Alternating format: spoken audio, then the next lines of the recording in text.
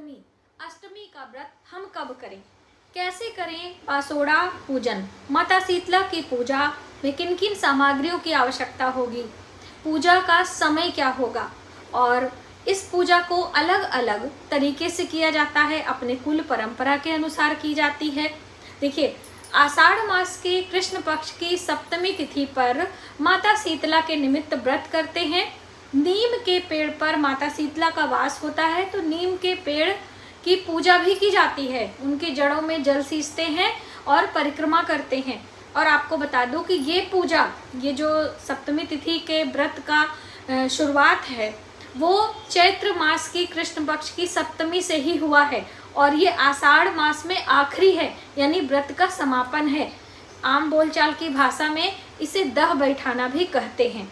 और किसी किसी के यहाँ आषाढ़ में होता है और किसी किसी के यहाँ सावन के महीने में होता है। तो आप अपनी कुल परंपरा के अनुसार समझें और इस पूजा को करें। सभी संतानवती स्त्रियां इस पूजा को, इस व्रत को करती हैं। संतान के उज्जवल भविष्य, दीर्घ आयु और उत्तम स्वास्थ्य की कामना करते हुए माता शीतला की पूजा की जाती है।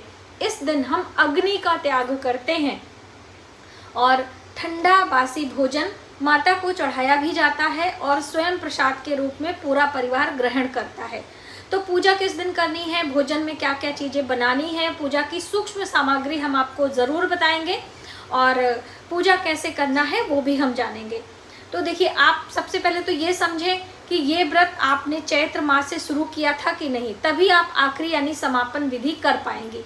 दूसरी अहम बात कि किसी किसी के यहाँ जैसे चैत्र, वैशाख, ज्येष्ठ और आषाढ़, ये 4 महीने लगातार किया जाता है। किसी किसी के यहाँ ज्येष्ठ मास की सप्तमी को छोड़कर आषाढ़ का रखते हुए सावन के महीने में इसका समापन करते हैं। तो ये समझते हुए हम चलेंगे तो आसानी होगी, आपके कुल परंपरा में कैसा होता है।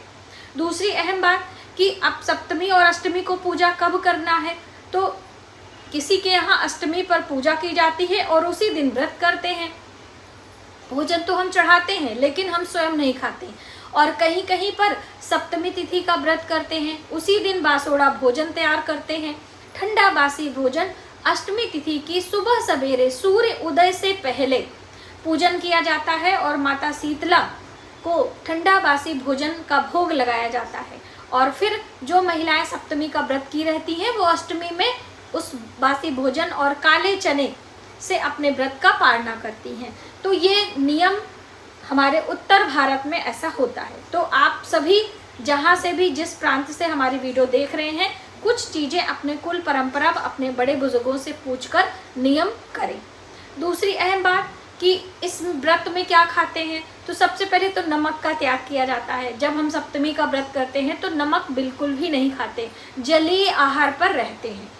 और पहले के समय में तो लोग अग्नि पर बना भोजन, फलाहार भी नहीं करते थे, सिर्फ ऐसे जल और फल पर रहा जाता था। लेकिन देखिए, इतना नहीं हो पाता है तो आप सप्तमी पर खा सकते हैं। अष्टमी तिथि पर अग्नि का त्याग किया जाता है, यानी एक दिन पहले का बना हुआ भोजन माता को हम भोग भी लगाते हैं और स्वयं भी करते हैं।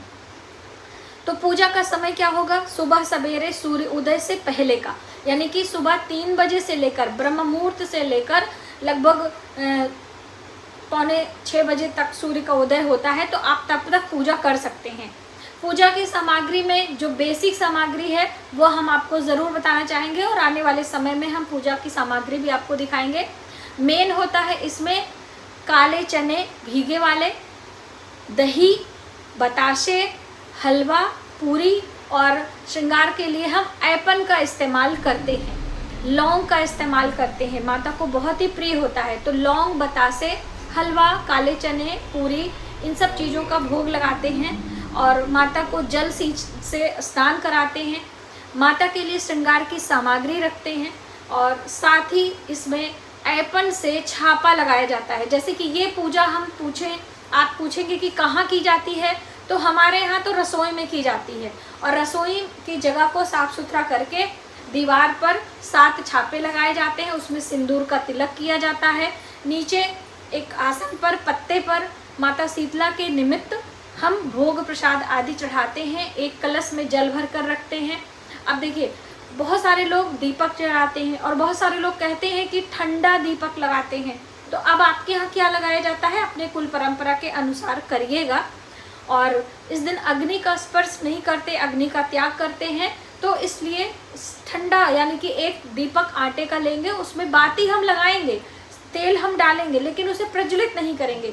लेकिन आपको बता दें कि पहले के समय में अपने दादी नानी का जो मैंने देखा है वो मैं आपके साथ शेयर करना चाहूँगी, क्योंकि बहुत सारे लोग कंफ्यूज भी हो जाते हैं। तो दीपक लगाती थी हमारी दादी लोग, हमारी सासू माँ भी दीपक लगाती थी। लेकिन जब से ज्ञान हो, यानी जब से मैंने कथाओं में पढ़ा है कि इस दिन अग्नि का स्पर्श नहीं करते, माता को ठंडा दीपक भाव से दिखाते हैं, तब से मैंने भी त्याग किया। लेकिन पहले जब हमारी सासू माँ थी तो अग्नि यानी दीप जलाया जाता था।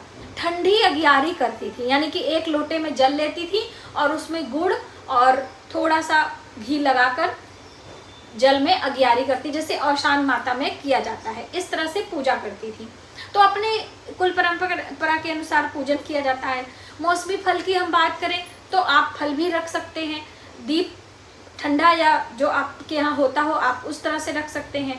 काले चने एक दिन पहले ही भिगो के रख लीजिए, क्योंकि काले चना चढ़ाया जाता है। लौंग और बतासे चढ़ाए जाते हैं। और ये सब चीज़ें किसको देनी चाहिए ये भी होगा कि हम क्या करेंगे। तो देखिए, माता के लिए हलवा पूरी बनती है, बाकी परिवार के लिए कोई भी सब्जी बिना प्याज लहसुन की हम बना के रखते हैं, क्योंकि दिन भर अग्नि का स्पर्श नहीं करना है। तो वही दही जमा कर रखते हैं, दही पूजन में बहुत ज़रूरी होता है। तो हलवा, चना, दही, पूरी चढ़ाकर जब हम स्वयं भोजन करते हैं तो सब्जी वगैरह दूसरे दिन खाते हैं। सप्तमी तिथि पर नमक का त्याग करते हैं। ये नियम हमारे यहाँ होता है, इसलिए मैं आपके साथ शेयर करूँ। आपके यहाँ जो होता हो आप उसे कर सकते हैं। जो प्रसाद आपने भोग में चढ़ाया है वो पूजा के 1 घंटे 2 घंटे बाद लेकर परिवार में बच्चों को, पति को, अपने स्वयं, देवरानी जेठानी, सास ननद, जो भी परिवार के मेंबर हैं वो प्रसाद के रूप में ले लेती हैं। जो श्रृंगार की सामग्री चढ़ाई जाती है वो भी हम परिवार में एक दूसरे को बांटकर ही स्वयं लेते हैं। इसमें कोई ऐसा नहीं है कि हम उनको देंगे, इनको देंगे। अपने कुल परंपरा के अनुसार चीज़ें हमें नियम अपनाने चाहिए। अब कन्या संतान के लिए हम व्रत करें कि पुत्र संतान के लिए, क्योंकि संतानवती स्त्रियां ही इस व्रत को करती हैं। तो आपकी कन्या संतान हो या फिर पुत्र संतान हो, दोनों के लिए ये व्रत कर सकती हैं। दोनों ही हमें प्रिय होते हैं, उनकी पढ़ाई लिखाई, उनके स्वास्थ्य की रक्षा और चिंता हमें होती है। तो इसलिए हमें माता से प्रार्थना करनी चाहिए। माता शीतला की कृपा से हमें कोई रोग और कोई ऐसे भयानक बीमारी नहीं आती है। माता उन सब से हमारी रक्षा करती हैं। माता शीतला की कथा भी पढ़ी जाती है, शीतला चालीसा आता है, उसको आप पढ़ें और माता से अपने पूरे परिवार की स्वास्थ्य के लिए प्रार्थना करते हैं। तो इस तरीके से पूजा किया जाता है। और पूजा के बाद अपनी रसोई के दहलीज पर भी पूजन किया जाता है, यानी कि जो अर्पण होता है उसका छापा लगाकर सिंदूर का तिलक किया जाता है, क्योंकि मुख्य दरवाजे से ही आपके घर में सकारात्मक नकारात्मक ऊर्जा का प्रवेश होता है। तो ऐसी मान्यता के अनुसार जब हम पूजा के लिए मंदिर जाते हैं तो मुख्य दरवाजे पर आकर पहले पूजन करके फिर घुसते हैं। यदि आप अपनी रसोई में ही पूजा कर रही हैं तो रसोई की चौखट पर किया जाता है। ठीक है, जो अर्पण आपने बनाया है उससे तिलक करके उसमें सिंदूर का तिलक किया जाता है। और बंधनवार भी आप बदल सकते हैं, यानी अपने घर में आम के पत्ते का, अशोक के पत्ते का बंधनवार पहले से बना के रखें, अपने मुख्य दरवाजे पर आप लगा सकते हैं। दहलीज पर भी दोनों तरफ हल्दी कुमकुम का तिलक करते हुए पुष्प चढ़ाएंगे, अक्षत चढ़ाएंगे और माता लक्ष्मी का ध्यान करते हुए हम प्रणाम करेंगे। यानी इस दिन हम अपनी रसोई में पूजा और चौखट की पूजा, मुख्य दरवाजे की पूजा, दहलीज की पूजा वो सभी करते हैं। तो अभी आप ये ना समझिए कि मैडम कुछ नया बता रही हैं। जो हमारे परिवार में होता है वो मैंने आपके साथ शेयर किया। आपके परिवार में जो होता हो आप उसे कंटिन्यू करें, क्योंकि देखिए जो हम करते हैं वही हमारी आने वाली संतानें देखती हैं, सीखती हैं और उसे फॉलो करती हैं, है ना। तो आपको अपने ये जो परंपराएं हैं उसे आगे बढ़ानी है, इसे जीवित रखना है। तो ये हमारा कर्तव्य है कि हमारे बच्चों को ये सारी चीज़ें पता चले। और जब दीपक लगाया जाता है तो हम अपनी बात करें, हमारे यहाँ कन्याएं इसे देखती नहीं हैं, पुत्र संतान इसे देख सकते हैं, कन्याएं नहीं देखती हैं, ऐसी मान्यता है। तो देखिए मान्यताएं होती हैं। तो उसे निर्वाह करना हमारा कर्तव्य है। आपसे बने तो आप अवश्य करें। और जो चौकी है, मान लीजिए आपने पटे पर लगाया है, कुछ भी है, तो उसे 5 घंटे 8 घंटे बाद उसे हटा भी सकते हैं। जो कलश का जल है उसे किसी गमले में डाल दीजिए, और जो आपका वैसा सामान है, फूल वगैरह, सब गमले में डाल देते हैं। ठीक है, इस तरह से विसर्जन किया जाता है। तुरंत विसर्जन नहीं करके आप 4-6 घंटे या सूर्यास्त से पहले ये काम कर सकते हैं। तो आपने जाना कि शीतला सप्तमी या अष्टमी का व्रत वर्ष 2026 में, जो ये आषाढ़ चैत्र कृष्ण पक्ष की सप्तमी अष्टमी है, इसका व्रत हमें कब और कैसे करना है, बासोड़ा पूजन, माता शीतला की कृपा हमें कैसे प्राप्त होगी। तो आज की वीडियो में बस इतना ही। यदि हमारी जानकारी आपको थोड़ी सी भी हेल्पफुल लगे तो प्लीज़ वीडियो को ज़्यादा से ज़्यादा लोगों में शेयर करें। आने वाले वीडियो के लिए सब्सक्राइब करें। मिलते हैं एक नई जानकारी के साथ नए वीडियो में। तब तक आप अपने परिवार का ख्याल रखें। जय माता दी।